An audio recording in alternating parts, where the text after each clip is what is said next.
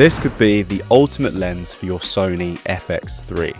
It made me sell 90% of lenses in my camera bag. It's the Sony 28-70 f2, not 2.8, f2.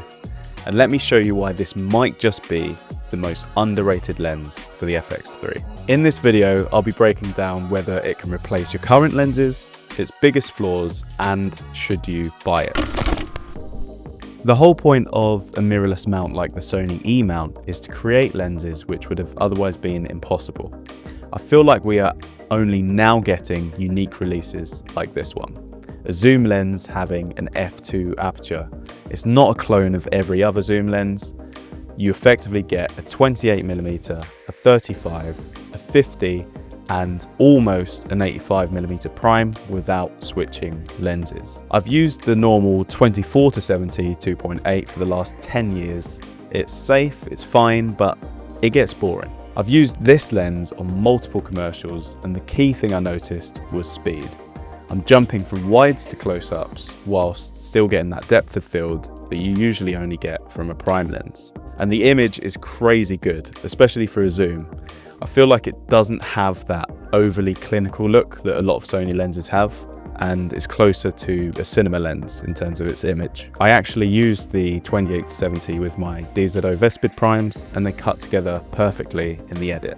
There seems to be a nice roll off from the focus to the out of focus areas, that's what we like. On the FX3, it does look front heavy, but you get used to cradling the lens instead of the actual camera body, and then it is great for handheld shooting. It's actually surprisingly light, especially for its size when compared to the Canon RF mount version, which I felt like I was doing a bicep workout after every shoot, because that lens was humongous. It also has an aperture ring, so you can quickly adjust your exposure whilst filming, but there's also this switch which changes the tightness of the zoom.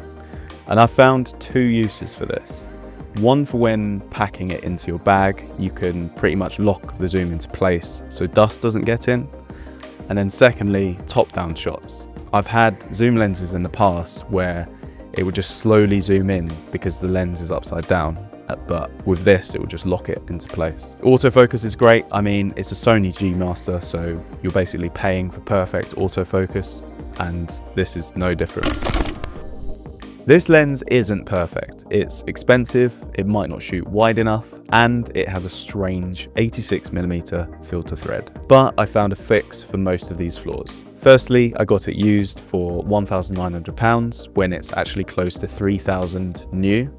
On paper, this is expensive, but when you think that if you were to get a 24-70 and a prime that were both G Masters, the 28-70 actually works out cheaper. That's what I keep telling myself anyway. As for the wide end of the focal length, I held on to my 24mm G Master lens, which is an absolute beast in its own right.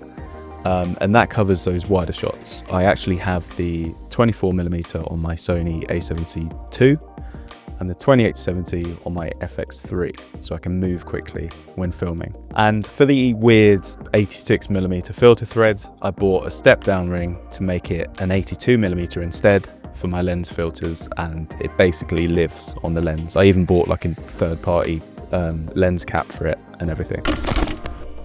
So who is this lens for, and should you buy it? It's pricey, I'll say that straight up. But if you're serious about filmmaking with a mirrorless setup like the FX3, this lens lets you move fast without compromising any quality or that dreamy bokeh that we all love.